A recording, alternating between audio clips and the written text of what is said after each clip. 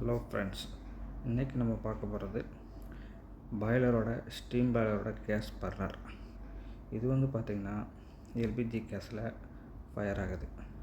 இந்த பர்னரை எப்படி சர்வீஸ் பண்ணுறங்கிறது அதை பற்றி நம்ம இன்றைக்கி பார்க்க போகிறோம். இது இப்படி தான் ஓப்பன் பண்ணுறோம்.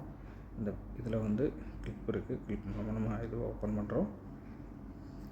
ஓப்பன் பண்ணி இந்த பைப்பு இப்போ டெக்னீஷியன் எடுக்கிறார் இல்லையா, இந்த பைப்பு கேஸ் லைன் பைப்பு. இது வழியாக தான் கேஸ் உள்ளே பாஸ் ஆகும்.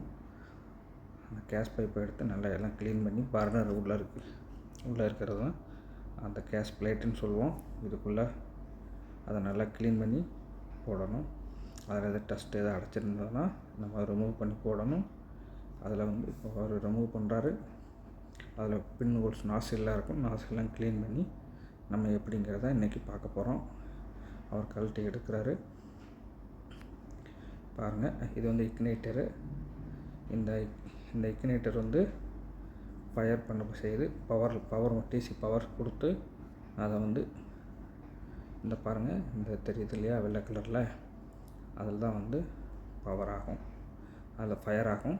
கேஸ் வரும்போது இந்த ஹோல்ஸ் பெரிய ஹோல்ஸ் வழியாக கேஸ் வெளியில் வரும், ஃபயர் ஆகும், அப்படியே பற்றிக்கிடும். இதுதான் அதனுடைய ப்ரொசீஜர்.